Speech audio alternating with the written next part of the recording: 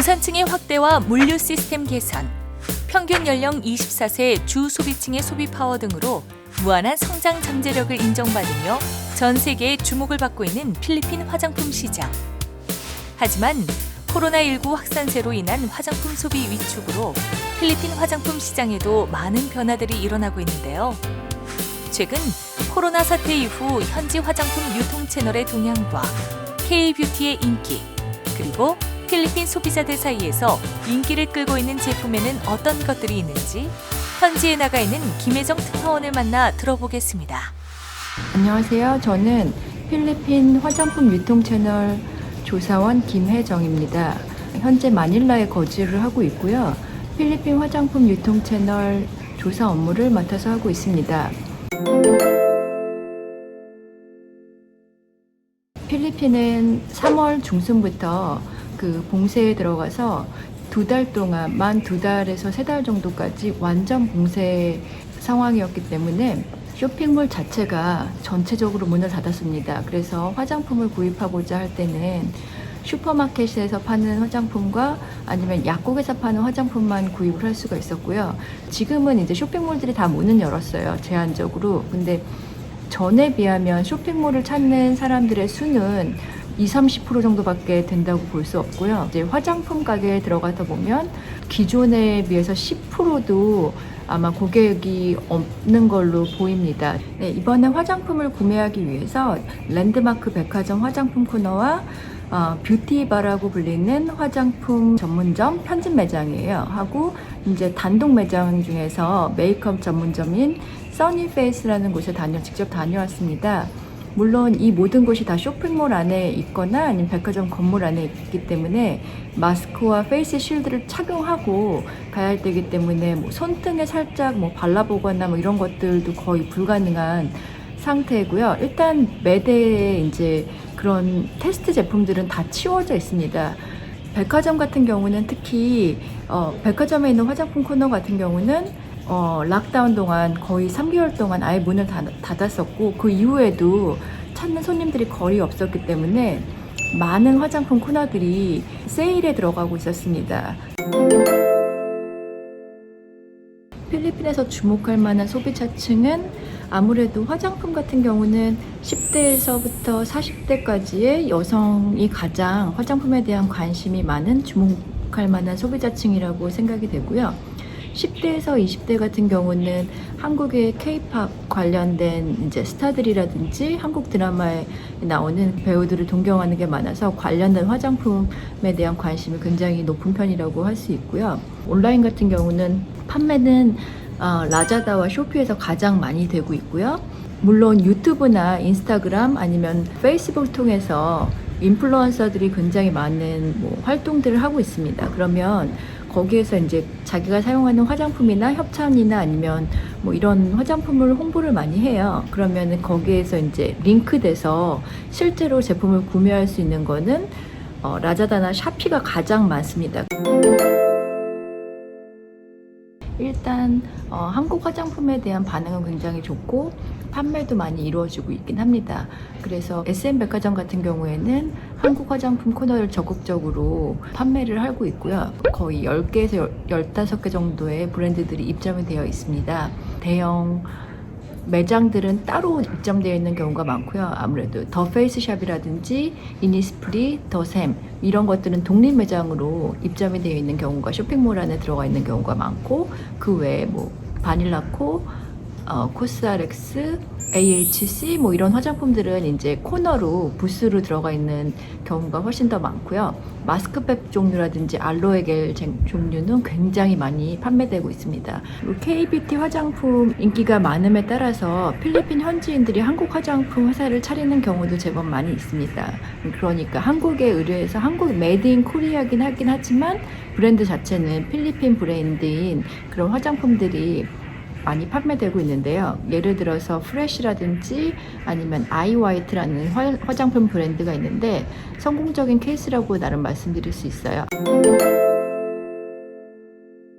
당연히 그 전에는 이제 매장에 가서 직접 손에 테스트해보고 친구들하고 이거는 어때 저거는 어때 하고 많이 테스트해보고 사용을 했다면 지금은 그런 게 전혀 불가능하기 때문에 간혹 가서 필요한 제품을 사오기는 하지만 많은 사람들이 온라인 쇼핑으로 제품을 구매하고 있습니다. 오프라인에서 만약에 500페소에 판다고 하면 온라인에서는 450페소 정도 약간 저렴하게 팔고 있기 때문에 어차피 테스트를 못 해보고 사는 거라면 리뷰나 이런 색감이나 이런 설명을 자세히 읽어보고 사용해보고 싶은 제품을 온라인에서 구매하는 소비자들이 굉장히 많이 늘어났다고 볼 수 있고요. 그 다음에 화장을 하는 시간이 많이 줄었기 때문에 화장품에 대한 수요도 당연히 줄었고요. 필리핀 사람들은 파티를 굉장히 좋아하고 사람들하고 만나서 저녁 먹고 이런 걸 즐기는 편인데 파티를 못 가기 때문에 거기에 따른 화장품 수요도 굉장히 많이 줄었다고 볼 수 있습니다.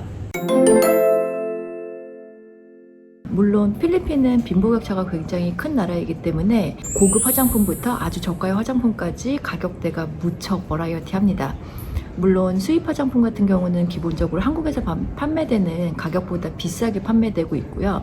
대중적으로 얘기를 하면 가장 무난한 화장품 같은 경우는 폰즈, 올레이, 아니 니베아, 존슨즈 이런 것들이 가장 많이 사용되던 필리핀의 기초 화장품 라인입니다. 로컬 화장품으로는 뭐 셀레테크라든지 이런 약간 저가의 그런 기초 화장품들도 요새는 많이 나와 있긴 하고요. 조금 더 고가로 치면 오디나리라든지 아니면 눅스 아니면 한국 화장품들이 중상 가격대의 기초 화장품으로 인기를 많이 받고 있습니다. 메이크업 화장품에 같은 경우에는 일단은 로레알과 메이블린을 따라갈 수 있는 건 아직까지는 없습니다. 백화점이라든지 약국에 들어가면 가장 큰 부스와 가장 많은 종류를 차지하고 있는 거는 메이블린하고 로레알이 가장 먼저 눈에 띄는 화장품 메이크업 라인이고요. 그 이외에는 이제 수입 화장품들 중에서 한국 화장품들도 어느 정도 인기를 끌고 있는 것 같고요. 일본 메이크업 화장품들, 가네보나 뭐 이런 화장품들도 아직까지 필리핀에서는 어느 정도 판매가 되고 인기가 있는 화장품들입니다. 이거는 눅스의 드라이 오일 제품을 제가 직접 구입을 해봤습니다. 저는 이거 처음 사용을 해봤는데 매장에서는 굉장히 인기가 많은 제품 중에 하나라고 추천을 하더라고요. 가격대는 다소 높은 편입니다. 이 세트 상품이 2,250페소니까 한국으로 치면은 거의 5만원 가까이 되기는 하거든요. 제형 같은 경우는 오일이라서 되게 거부감이 있을 줄 알았는데 생각보다 굉장히 흡수가 잘 되고 아까 말씀드렸던 것처럼 필리핀이 에어컨을 항상 많이 켜는 나라이기 때문에 피부가 은근히 건조하거든요. 그래서 중상층 이사의 사람들은 수분이라든지 유분 관리가 필요한 사람 저녁에 바르기에 굉장히 좋은 제품이라고 생각이 되고요. 두 번째로 구입을 한 제품은 립딥이라고 하는 이제 립스틱 제품인데요. 브랜드는 써니 스페이스라고 합니다. 아무래도 여기가 날씨가 덥고 그러다 보니까 매트한 제형의 메이크업 제품들이 굉장히 인기가 많고요. 바르자마자 되게 그리시한 느낌이라든지 오일리한 그런 느낌은 전혀 없는데 발색감도 좋고 많이 묻어나지 않아요, 생각보다. 또 입술이 그렇게 되게 드라이하거나 매트한 타입이라고 해서 굉장히 드라이하거나 그러지 않거든요. 그래서 사람들이 굉장히 많이 선호하는 그런 브랜드인 것 같습니다. 세 번째로 구입한 거는 제가 로레알에서 나오는 파운데이션 제품인데요. 요거는 굉장히 매트한 제품이고 24시간 지속이 된다고 써 있어요. 그래서 아무래도 아까 같이 메이크업 제품 같은 경우는 열대 기후이기 때문에 매트한 거를 일단 선호를 하고 그 다음에 지속력도 굉장히 중요합니다. 그래서 이 제품은 가격대는 550페소니까 요새는 환율로 치면 13,000원 정도 되지 않을까 싶은데요. 용량은 35ml로 발라봤더니 생각보다 얇게 발라지기도 하고 커버력도 되게 좋은 것 같아요. 커버력도 좋고 끈적이지 않고 그리고 조금만 발라도 얇게 잘 펴발려져서 이거 하나면은 굉장히 오래 쓸 것 같아서 실용적인 제품으로 당연히 필리핀 사람들한테 인기가 많은 것 같습니다. 일본에서 만든 비올의 선크림이 굉장히 유명한데 제품이 종류가 제법 여러 가지가 돼요. 근데 그 중에 하나를 제가 한번 구입을 해봤습니다. 패키지는 이렇게 되어 있고요. 가격은 436페소니까 만원이 조금 더 넘어가는 정도의 가격대고 포장은 이렇게 돼 있어서 뭐 전혀 고급스럽거나 그런 건 아니에요. 한번 발라보게 되면 이것도 역시나 좀 가벼운 느낌이에요. 끈적이지 않고 가벼운 느낌의 얼굴에 화장 전에 발라도 부담스럽지 않은 그 정도의 느낌의 선크림 제형인 것 같고요. 비오레 제품 같은 경우는 가격대는 아주 고가는 아니지만 저가도 아니고 일반적인 가격대의 선크림 제품이라고 말씀드릴 수 있습니다. 이거는 BYS라는 현지 메이크업 브랜드의 아이라이너 제품입니다.